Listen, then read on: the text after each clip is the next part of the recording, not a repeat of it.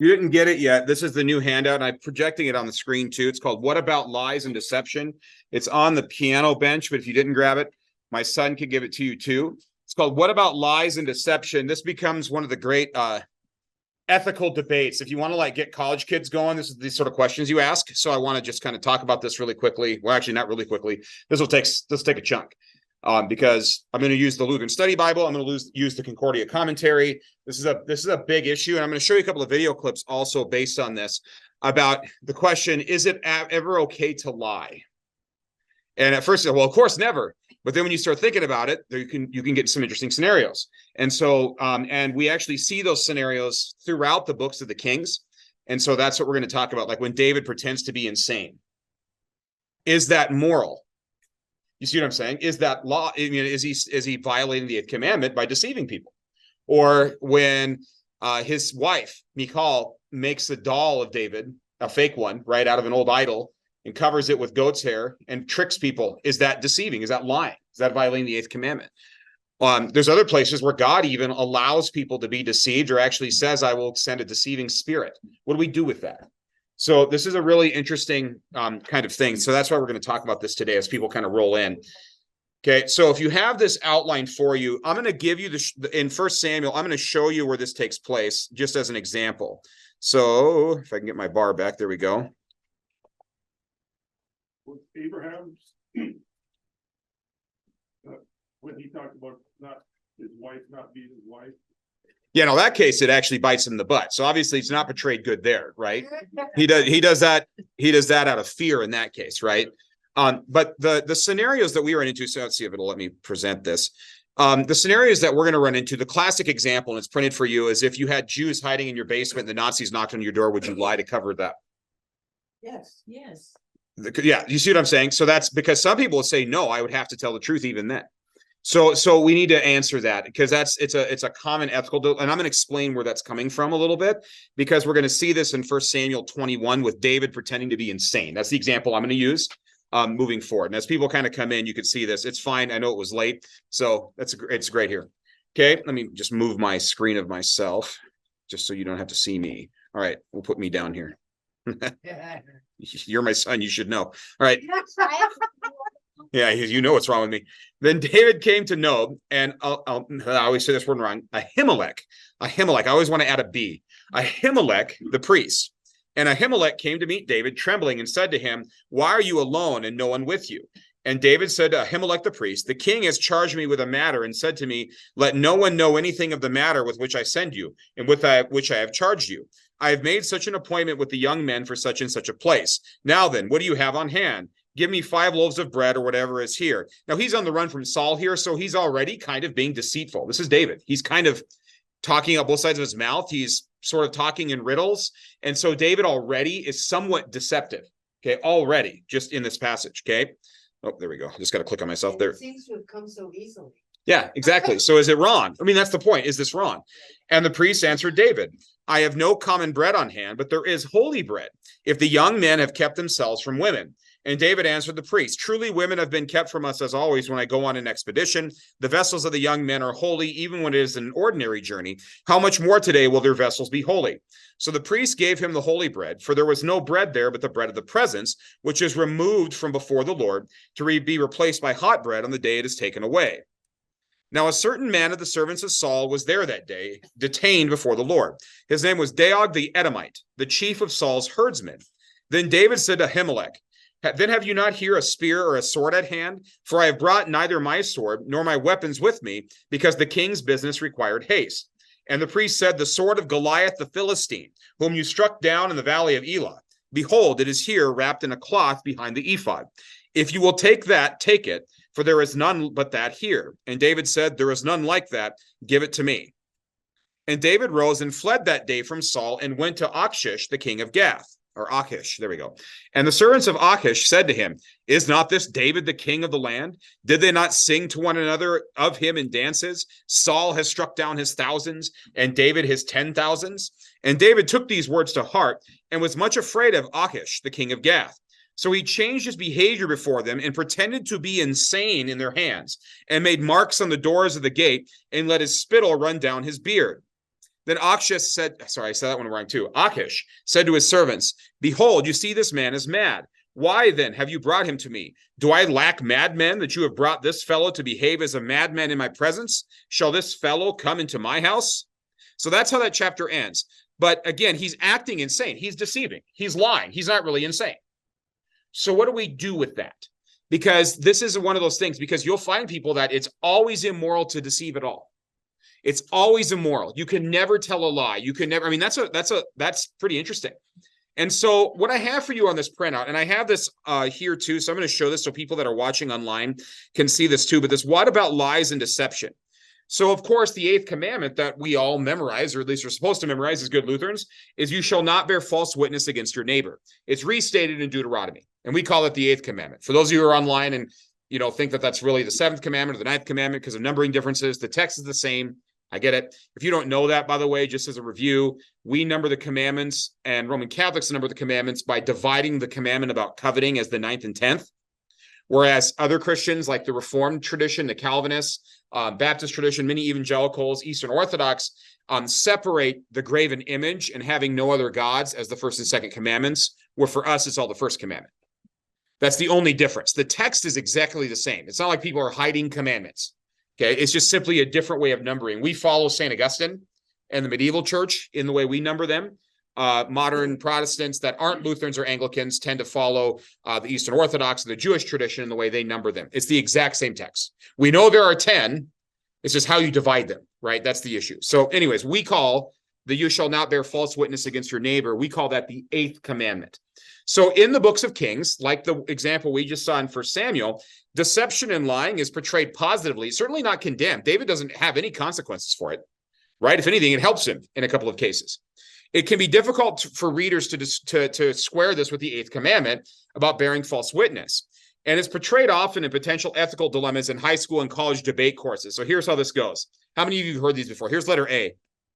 If you knew where the Jews were, maybe they're in your basement or maybe they're in the house next door, and the Nazis knocked on your door, would you lie to protect the Jews? That's the first one. Okay.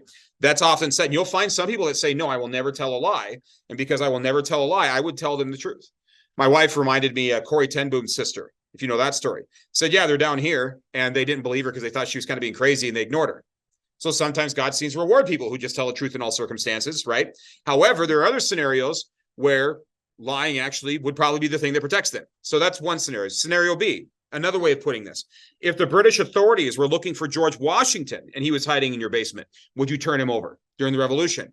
Here's another one. If lying is always wrong, is it evil for parents to deceive young children about Santa Claus? You'll have some people that will say absolutely every time they're actually sinning against their kids by doing the Santa Claus thing. You will find people that will say that. Another one, God says, this is letter D, God says he hates a lying tongue. That's in Proverbs 6:17. It's 6 things does the Lord hate, yea, 7 are an abomination unto him. And a lying tongue is included. Jesus calls the devil the father of lies. And yet God seems to encourage deception in passages such as 1 Kings 22, and yet God is not the author of evil. So what do we do with that one? So that passage, if you're unfamiliar with that, I don't have enough time to kind of get into it. I'll pull up my Bible here. This is an NIV. That's handy. But if you look at 1 Kings 22, this has to do with Ahab. I'll just read this out loud. I didn't put this up on the screen for you, but 1 Kings 22, part of it is I didn't have enough time because we had a long service today. So 1 Kings 22, if you want to just listen, that's fine. I'm going to pull this up. And again, this has to do with King Ahab, starting in verse 19. And this is about a prophet, Micaiah. Micaiah is a prophet. We don't know much about him, but he's a prophet. Listen to what happens here. Micaiah continued, therefore hear the word of the Lord. I saw the Lord sitting on his throne with all the host of heaven standing around him on his right and on his left. And the Lord said, who will entice Ahab into attacking Ramoth Gilead and going to his death there? One suggested this and another that. Finally, a spirit, we're not sure if this is an angel or what this is.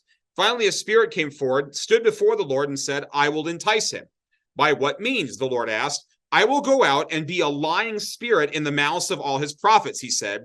You will succeed in enticing him, said the Lord. Go and do it. So now the Lord has put a lying spirit in the mouths of these prophets of yours. The Lord has decreed disaster for you. So what do you do with that? If God's not the author of evil, and yet God is allowing deceiving spirits to deceive people, how do you put these things together? You see the challenge? Okay, because you have these ethical scenarios, right? So it's not violate. Here's another question. If by not violating the eighth commandment, like the Jews, for example, that example, you are complicit in violating the fifth commandment, murder, then what is the greater sin? And so on and so forth. You can put these kind of impossible moral situations. So what do you do with this?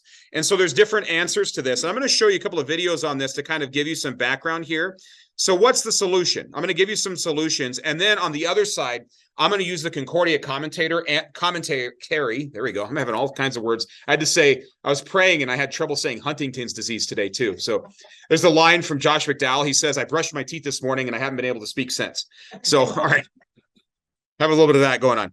So solution one, lying and deception in all circumstances and in all places is universally wrong.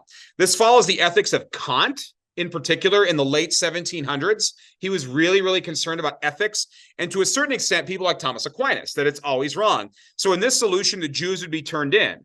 This form of ethics is sometimes called deontology. It's following the ethics of Kant. So you will find people today that will say, I would never deceive, because by deceiving, I would be violating the eighth commandment. I'd be knowingly sinning against God or violating a universal natural law by lying. There are people that will say that. We'll have to answer that. Solution two, lying and deception are normally wrong and always wrong with self-serving. And that's important. If you're just serving yourself, right? If you're just serving yourself and you're trying to take advantage of people, then it's always wrong. I was going to say motive has to play. Right. So, but can be permissible, here we go, in a broken world based on circumstances when one, quote unquote, this is a quote from our Lutheran Study Bible, doesn't have a right to the truth. It's an interesting phrase. Also, in the interest of preserving life, lying can be acceptable and even virtuous. In this case, one would deceive the Nazis. Okay, solution three.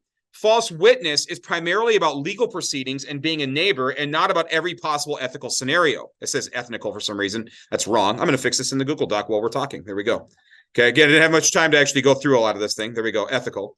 Okay, in other words, to bear false witness isn't to deceive Nazis. It is to protect and look out for one's neighbor and not use falsehood to take advantage of someone else. This means you decide on a case-by-case scenario what to do. So what that one's about, so if you think about what the eighth commandment says, the eighth commandment says, thou shalt not bear false witness. That primarily, when you say false witness, that's involving a legal proceeding, right? So if you're in a legal proceeding or in a legal dispute, you don't lie to deceive or to take advantage of or to kind of like humiliate your neighbor. That has nothing to do with the Nazi scenario. Do you see what I'm saying? And so that's another potential answer. So we've got three, and you could probably come up with some more. I just gave you three kind of main ways that people try to reason through this in terms of, is it lying? Considering the quote, so here's what the Lutheran Study Bible says in a couple of places. It's kind of interesting. It says, consider the quotes. On Joshua 2:5, that's in reference to Rahab, the prostitute, hiding the spies. Okay, look what the Lutheran Study Bible says. It says, we do not owe the truth to people who will use it for evil. Isn't that interesting? That's in our own study Bible. Okay. Or in Chemnitz, Martin Chemnitz, he's the second Martin. He's probably the most important Lutheran theologian after Luther, because he's one of the primary authors of the Formula of Concord. And in fact, in Latin, the Roman Catholic Church in Latin had a little couplet that says basically to the effect of, without the second Martin, there wouldn't have been a first Martin. Because without him systemizing all this and solving some of the disputes that happened after Martin Luther's death, the Lutheran Reformation may have failed or not, or just been isolated. And so the second Martin is Chemnitz. Look what he says. To conceal something for an honest and just cause in matters which may not need be said for reasons of right or usefulness, it is not a lie. It is lawful to use figurative language, like a riddle, which does not reveal the points under discussion. And that's in reference to a passage in 2 Samuel. In this case, during the rebellion of Absalom, there are agents being hidden in a well. And so that's a deception, right?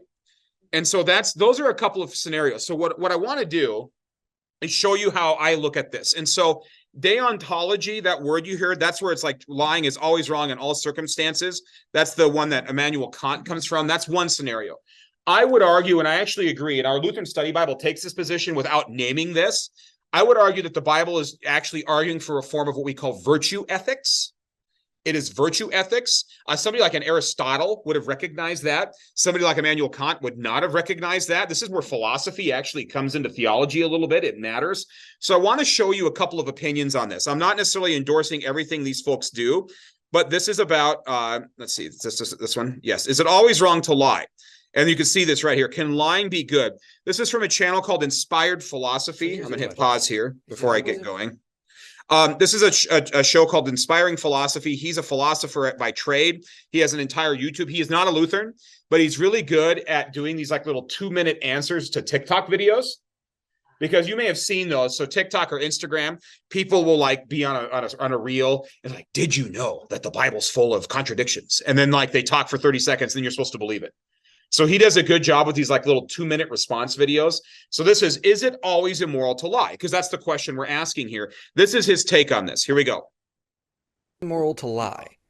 Many people today would say yes, but many in the ancient world would have said no. So take the classic example.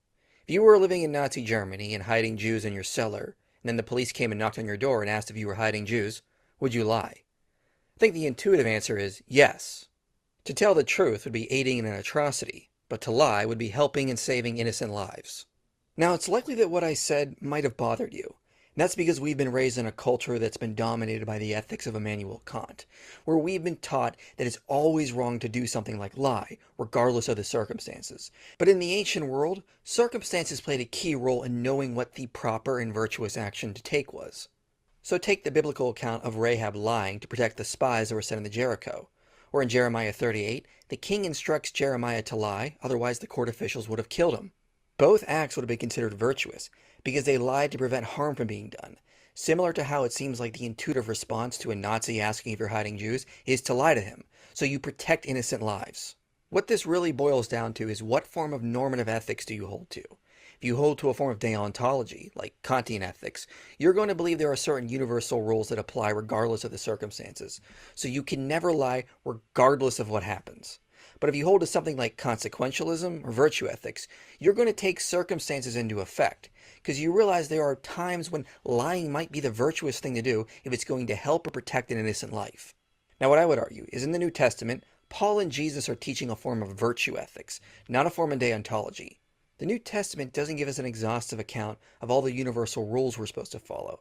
Instead, it teaches us that we're supposed to love one another, that there are certain virtues we need to exemplify, that we need to do whatever is honorable, whatever is just, whatever is pure, whatever is lovely, whatever is commendable, that our main focus is not on what is lawful, but on what is helpful.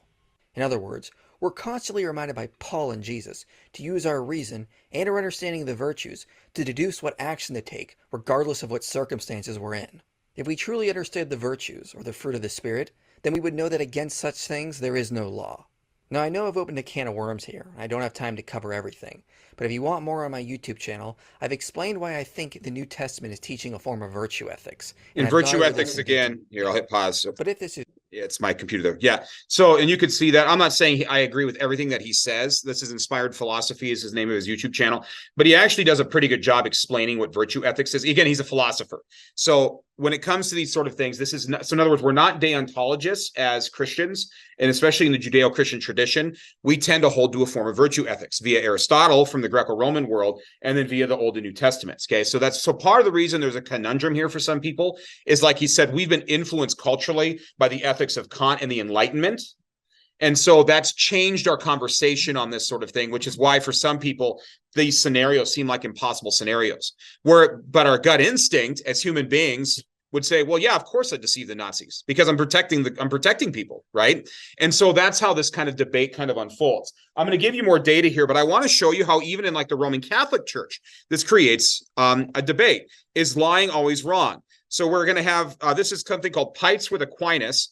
And so you have a guy named Matt Fradd. Matt Fradd is a really good YouTuber. If you want to see what Roman Catholics believe about things, I would point to Matt Fradd, not necessarily to the current Pope, for example, okay? Because there's a lot of confusion, although it's what is the media saying, what's actually happening is another question you need to ask, just to be honest.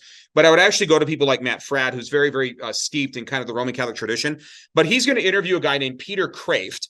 Peter Kraft is a retired, I believe now, philosopher from Boston College, Roman Catholic College. He wrote a book. He's like an expert on Tolkien. So he's like the philosophy of Tolkien is like his thing, and C.S. Lewis and others. He's an expert in those sort of folks. And he's a Roman Catholic philosopher, professional philosopher. He's going to argue that, yes, it can be virtuous to lie. Whereas the host, Matt Fradd, who's following Aquinas, says no. So even in the Roman Catholic Church, do you get what I'm saying? There's debate. I want you to hear, I'm just going to do a little part of it. I want you to see how this unfolds a little bit. And it's fun because Peter Craig brings up the example of sports. So like if you deceive people like with a head fake, is that lying? Do you see the point that he's making? Right. So I mean that's his, or like in football, when you do a reverse play or do a counter where everybody blocks one way and you go the other way, are you deceiving people? Are you lying? See, if you can get to a point where it gets ridiculous, and that's his point. This is what we call in philosophy, right? Reducto ad absurdum. If you take it to its logical conclusion, you realize that it's untenable. That's the point that Craif's going to make. But I want you to hear how this debate unfolds. Okay. And you'll hear, you were asking a question. Says, I'm very interested to hear Peter's stance on lying. I also just wanted to ask what he thinks about double effect and how that can work in self-defense, but not in lying, since the means are evil in lying. You cannot unintentionally lie, but you should intend to not kill the person. Lying is a more relative thing than most evils because it's essentially an interpersonal relationship. You lie to another person, either to, that is, you deceive, you deliberately deceive another person, either to protect that person or to harm that person. So I don't think that lying to another person to protect him is a bad thing. Suppose, for instance, your father. I think it is. I've come to, and I'd love you to try and talk me out of that, but. Okay, you're a Dutchman. You're hiding Jews in the attic from the Nazis. The Nazis come to your door. Yes. And they say, "Do you have any Jews here?" I think you're what ordinary people would call lying. If you use that definition, I think your moral obligation is to lie to the Nazis because you promised to the Jews to hide them, and hiding is a kind of lying. So you promised to lie, and you must fulfill that promise, because that lie will not only save the lives of the Jews, but save the Germans who want to kill them from an additional sin, and therefore perhaps shorten their purgatory. And they're Catholic. I think we should define lying and then stick to that definition. So if lying is speaking a falsehood with the intention of deceiving, then I wouldn't say that hiding is a type of lying. I would. Sometimes deception is good. Deception might be good, but is that's a head not... fake in basketball a sin? Is a head fake in basketball a sin? I don't, I've heard different objections like this, sort of like similar in football to sort of, to deceive somebody and then go another way. I don't know about that, but I do feel strongly that I should never speak a falsehood with the intent of deceiving. And I think you have to add to the other person's harm or to someone's harm. But Aquinas isn't infallible, but he doesn't do that. And he would disagree with you, as would Augustine, as would Bonaventure. I think he would, in principle. But I don't think he would open the door and say to the Nazis, "Yes, alas, I have some Jews in the attic, and I know you want to kill them, but I can't stop you, so come in." Hear me out here, then. Because I think when people think of the Nazi at the door example, they think, okay, it's understandable that... Okay, so they're going to keep going, but I wanted you to see that did you see how that dialogue's going back and forth there a little bit?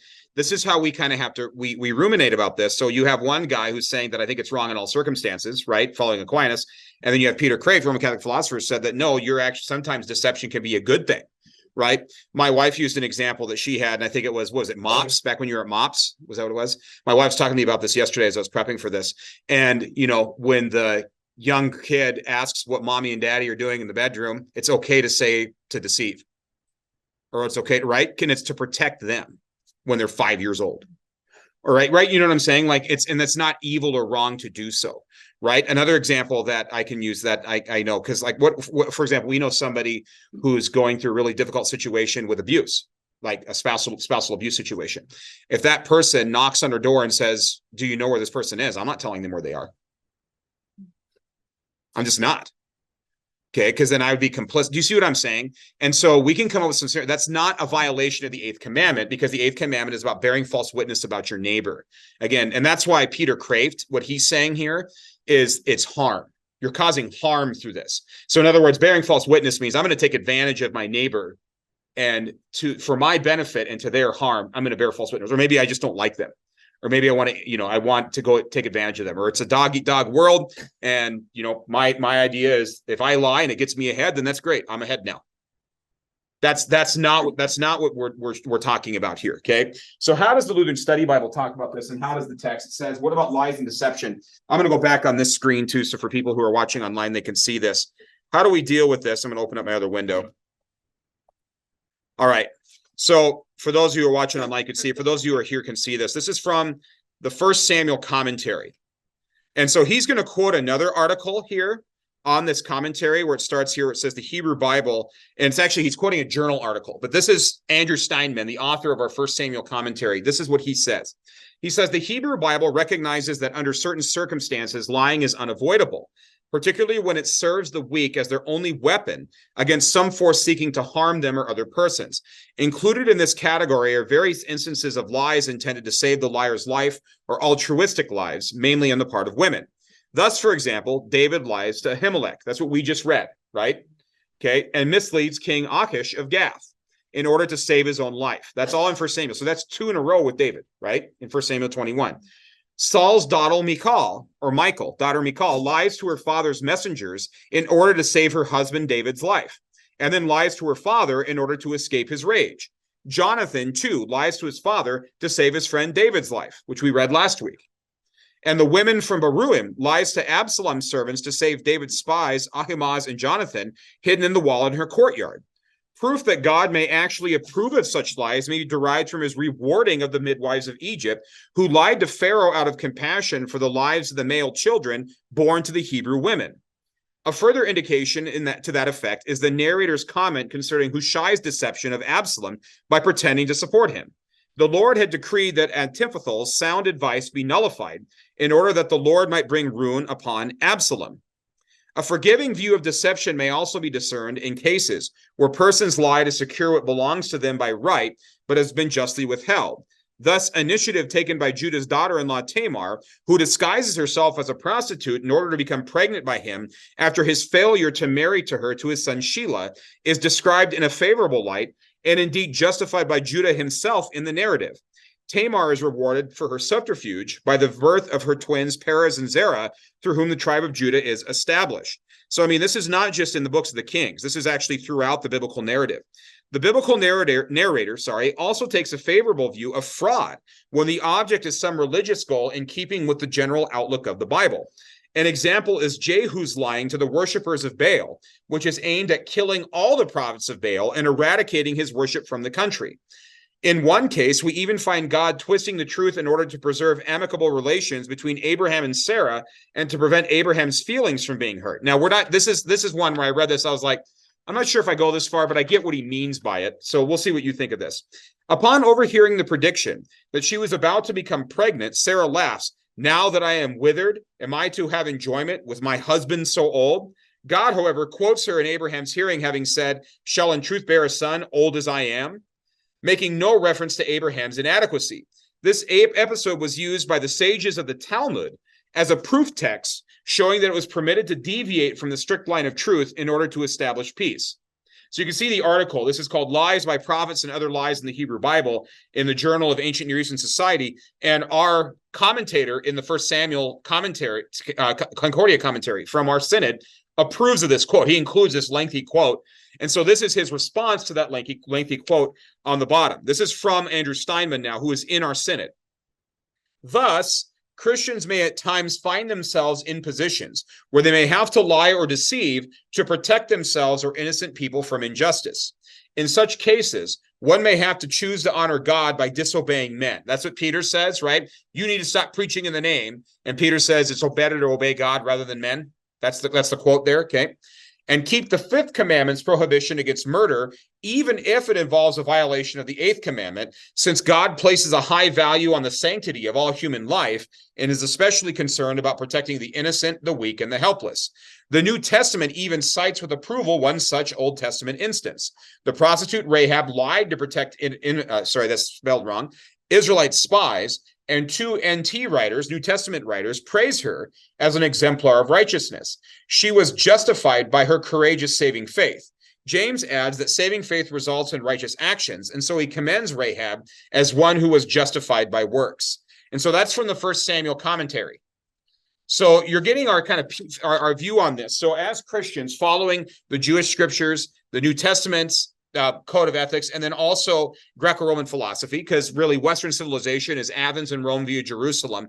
Traditionally, before Kant, we have held to a form of virtue ethics. So when David deceives the king to protect his own life, that doesn't seem to really trouble many of our commentators. It just does not, it doesn't seem to bother people. Or when we are confronted with the Nazi scenario that you heard more than like multiple times, because that's the classic example, because that's the one that resonates with us culturally. Most people that hear that say, I have no problem lying to the Nazis. But there are people that do. And so I wanted to show you this because throughout this passage in 1 Samuel 20 and onward, we see these kind of deceptions that are taking place. Okay, so before I move on to this for the next 10 minutes here and move on to 1 Samuel 21, because this is the David thing here, and get to 22. Does anybody have any comments on this or any questions? Yeah, Ralph, and then we'll go to Paula here. Go ahead, Ralph. At first, I started looking at this as you learn in college about situational ethics. Yeah. I can see where it's much further than that. But it does raise a question for me, and you'll understand this. It may be a new term to some people here. How does this differ from Taqiyya? Oh, the Islamic, you can lie. There's a few reasons. The Islamic taqiyya, so if you don't know what he's talking about, taqiyya is an Islamic doctrine that when you are not in the majority culture, this is in traditional Islam. I'm not saying all Muslims believe this now. I'm saying traditional classical Islam. It's called taqiyya. It's usually spelled like T-I-K-I-Y-A or something weird like that. It means that you can lie and deceive intentionally in order to like have like a change in that culture. So you can intentionally mislead to extend the cause of Islam. Okay, so in other words, you're under, let's say you're living in a Christian culture or a Jewish culture or even like a Persian culture, like a Zoroastrian culture, and you're a Muslim in disguise. You can actually lie on purpose in order that Islam will eventually take over and rule the world. They take it to the point where, forgive me. No, go ahead. In Islam, it has been by some who have written on it. It can be taken to the point of you go can ahead. put your hand on the Quran as we put our hand on the Bible. You can put your hand on the Quran, and as long as your heart is not deceptive, you're okay to lie on the Quran. Right. We would find that a little strange putting our hand on the Bible, regardless of where our heart Right. is, because hopefully it's there. Well, and if we're called to confess Christ, we confess Christ. So one of the things that we do get in the New Testament where Jesus says, if you confess me before men, right, I will confess you before the Father in heaven. If you deny me before men, remember that whole passage. But that's not about protecting life in that case. That's about confessing God or confessing Christ, right? So that's one difference that I would say with taqiyya. Another thing with taqiyya, and I want to go back to what Peter Crave said, is you're out of protection, whether it's for the 5-year-old who doesn't need to know everything yet, right? Or other examples like we came up with. It's for protection. In the Islamic case, it's for destruction, because they're using it in order to take over the government or to take over the culture. It's not about protecting somebody that's in your basement in this case. It's actually using it as a subversive political tool in order to take things over. So that would be my primary thing that I would focus on, is they actually do intend harm. In this case, harm to the host country or harm to the host government or whatever. That's not the virtue ethics that we're talking about here. This is not about taking over a state or transforming a culture into like some sort of theocracy or something, right? This is about in a situation, using as people of virtue, you actually in your conscience, right, follow this. And at some point, there is a certain element of subjectivity in that I can't tell you what I would do in every single scenario, in every single situation, because there's no way, I'm not there. Okay. And I can't decide that for you necessarily. This is why we ask God to give us the gift of the Holy Spirit. That's why we need to be people that are in the Word. That's why we need to cultivate those virtues like peace, hope, love, gratefulness, all those things that we see throughout the New Testament. Because by cultivating those virtues, when we are confronted with that scenario, it'll be much more clear for what we need to do. If you're not cultivating those virtues and you're just serving yourself, well, then maybe you are being selfish, right? That's kind of the argument. And so cultivating that virtuous life, that's why we call virtue ethics. That's why Aristotle wrote an entire book called the Nicomachean Ethics. Nicomachus, I think it was his dad, was the name there, but it's in a whole book on ethics. I have it somewhere over there. But basically he argues that the pursuit of those virtues, things like justice, temperance, all those things, the Stoics are going to run with this too, right? And by pursuing those, when you're confronted with these moral situations, you will know what to do. That's where that comes from. Where taqiyya is, it has nothing to do with virtue ethics. It's everything to do with whatever the most practical. So in other words, if it serves Islam to lie, you lie. If it serves Islam not to lie, you don't lie. And so it's all about like the ummah, the Islamic community. Whatever serves the Islamic community in all circumstances is justifiable. That's taqiyya. Okay, that's not what we're saying here, just to make sure that we're clear on this. Okay. And again, anything that's self-serving or causing violence, because taqiyya's argument there is eventually you'll get to a point where you can impose Islam, right? You're just being patient. It might even take generations where you can impose violence. And now I'm not saying, again, Muslims are like that necessarily today in all circumstances. I know some very Muslims who would probably be killed by other Muslims, right? So, I mean, I'm not saying this is all Muslims, but in that hardline, classical, traditional Islam under taqiyya, you're doing it with the intent to destroy that host culture or to take it over. That is not what we're talking about with virtue ethics. Does that make sense on that distinction? So that's great. Go ahead. And I'm glad, I appreciate you making that distinction because it's important for we Westerners, the Judeo-Christian basis for our religion, have to understand there is no moral equivalent between Islam and Christianity. No. It doesn't exist. But there are those who would say, well, you're doing taqiyya, what's different? Right, right. And I needed that from you, but I appreciate you sharing that. Yeah, no, that's good because you're right. Because there's a lot of move in current events today, in particular, to try to create false equivalencies. So, right, like, well, Israel needs to have a proportionate response. Well, what is proportionate when you've got one using human shields and the other not? I mean, there's not. I mean, so I mean, that's you'll hear that sort of. But the reason. So this is okay, and then I'll get to Paul. Sorry, this is just a little bit of a squirrel thing. The reason I think we want equivalencies, whether it's on taqiyya, whether it's on moral responses, whatever it is because we want everybody to be equal and we want all ideas and all religions to be equal. Because we don't want to say that one is right and one is wrong, because if we do so, that creates problems for our worldview. And I don't think people do this consciously. I think they've constantly been kind of taught this, that all religions are basically the same. All cultures are basically the same. All actions can be justified depending on your circumstance. You know, you'll hear the phrase, one man's terrorist is another man's freedom fighter. I mean, you'll hear those sort of things. And the reason we say stuff like that, I think is culturally in our background is we want what I call radical egalitarianism, where everything is equal in all circumstances. We value that over truth. We value that over right and wrong, because we must have equitable, and we use the word equitable now also, not just equality, we use the word equitable. Why? Because somebody having more power than another or somebody being more right than another is somehow oppressive or somehow anti-equality or anti-democracy or anti-human rights or something. It's really fascinating. So this is why we can't say that certain things are wrong. It's think about marriage. I'll give you another example. It's like, well, I personally don't agree with polyamory or polygamous marriages, but who am I to judge? Because that's just their personal life. And as long as they consent to it, then it's okay. That's how people talk, right? Okay, so the same thing comes now apply that at a macro level to cultures. Well, I personally don't agree with Hamas, or I don't really agree with Palestinians, and I'm not a Muslim myself, but who am I to judge their religion? And the Jews, I mean, they're just another culture, and who's to say who's right and who's wrong here? It needs to be proportion, it needs to be equal. Do you see the same mindset? It's throughout the culture. There's this love of quote unquote being equal. We do it with behaviors. I personally disagree with that behavior, but I can't judge that behavior because after all, that's just your own personal choices. And as long as you don't hurt anybody else, then it's fine. That's your truth. Right, it's your truth or it's your lifestyle. There's an entire political party that's the third largest party in the United States, the Libertarian Party. That's actually like their number one root principle is you can do whatever you want as long as you don't hurt anybody else.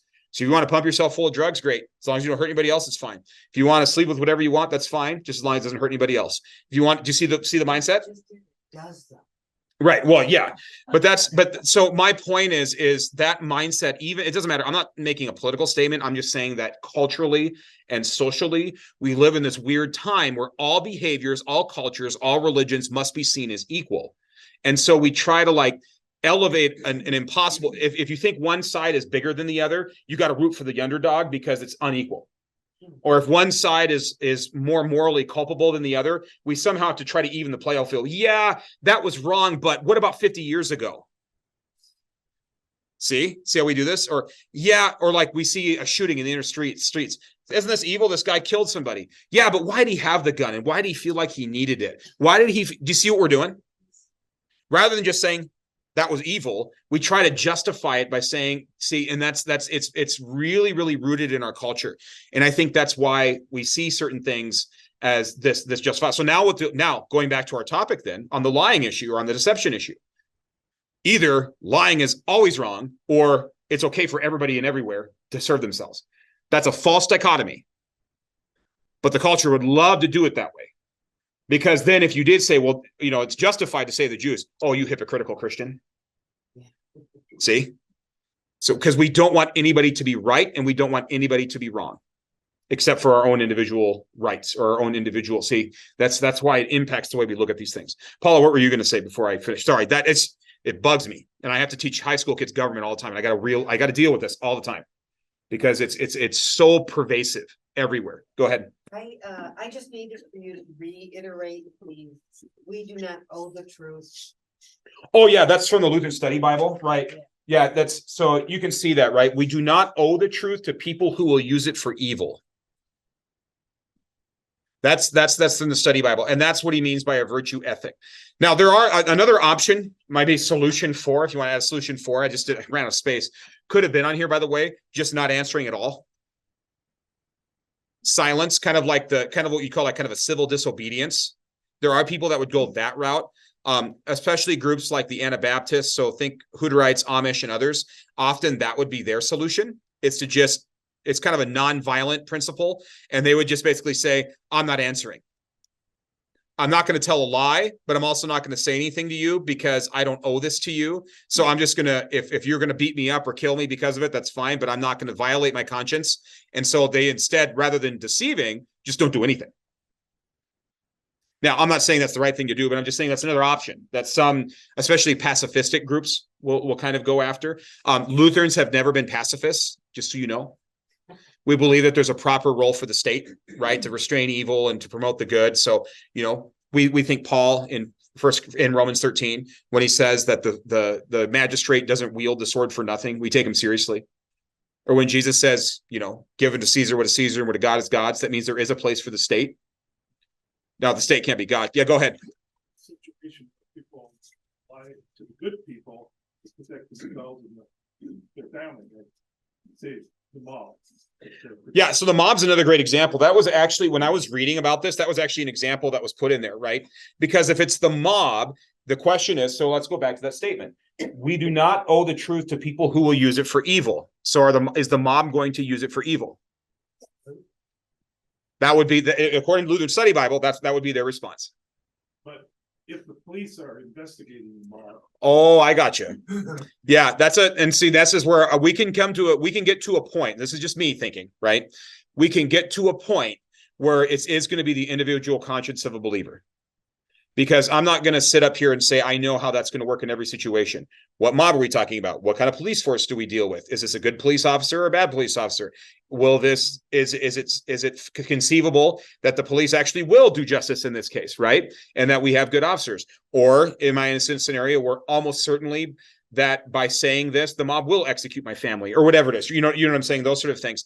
I am not going to be the one that's going to stay up here and say, I know the answer to all of those, because there's too many variables for me to make that decision, which is why in virtue ethics, and I think that first video we watched with Inspiring Philosophy, I think if you really hear what he's saying the New Testament does not give us, and the Old Testament also, but especially the New Testament, does not give us a complete guidebook to how to live in every single situation. It doesn't. It doesn't say, what do you do with, okay, for example, it would be awesome if the New Testament said, what happens if you have a spouse that abandons you? Find that in the New Testament for me. You can't find it. There's nothing. So you have to use logic and reason and the fruits of the Spirit and what you know about God and the stuff you do know to construct an answer that seems compatible with Scripture in that scenario, right? Abandonment's a great example. It doesn't say what to do. It doesn't say thou shalt, right? And even the Old Testament doesn't have all the scenarios. It just gives you a few examples. And then the priests who used it as a handbook had to apply those examples in their situations. That's what I mean by virtue ethics. The reason I say that then is if we're practicing virtues or if we're practicing the fruits of the Spirit, when believers are confronted with these scenarios, they will know what to do in their injuries. You know what I'm saying? If that help, that's helpful. That's why I'm not going to stay up here and say, I know exactly what everybody's going to do in every circumstance, because that's not for me to say. That's not my call. Okay. And then the last thing I want to say about that one too, and I talked to my wife about this, in the end, if you're in one of these scenarios and you try to follow your conscience, what kind of God do we serve? A God who is abounding in steadfast love, merciful, gracious. If I sin, what do? We confess our sins. 1 John 1 verse 9, he is faithful and just to forgive us our sins. And so it's not that we're wanting to sin. Nobody's wanting to sin. That's the whole reason we're having this discussion. But if you're in a scenario like that and you don't know, or you follow your conscience and it's just kind of, confess your sins. Rest in the merits and promises of Christ. Rest, right? That's what we do. Leave the results to him and he'll sort it out in the end. Rest in the promises, rest in your baptism, confess your sins. We confess every day. The right, Luther says that the Christian walk is a walk of repentance. We're always repenting. Okay. Even our good deeds can be tainted by sin. So we're repenting in all circumstances. So I know that's helpful, but that's how I approach that is to kind of go that route. Anybody else have a comment on this? I know we took a lot of time, but I had to talk about it because it comes up over and over and over again in these chapters. And it's really an issue that as Christians, we should talk about anyways. And so moral of the story, we're already at 10:50. There we go. That's okay. I don't take too many of these. Next week, I want to get through the rest of this and kill Saul. Okay.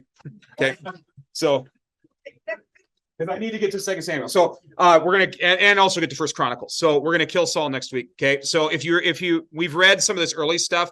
I'm going to do some highlights next week. In that handout from last week that I handed out, we'll just focus on those. Saul kills the priest of Nob, for example. We'll talk about that. We'll also talk about David and Abigail briefly. And also have to reestablish why polygamy is a thing. We'll talk about that. That's in 1 Samuel 25. And then Saul dies in the 29-30 range. So I'm going to kind of do some highlights, and then we're going to do the death of Saul in both 1 Chronicles and in 1 Samuel 29-30. Does that make sense? Okay. All right. Let's say the blessing on ourselves. The Lord bless us and keep us. The Lord make his face shine upon us and be gracious unto us. The Lord lift up his countenance upon us and give us peace. Amen.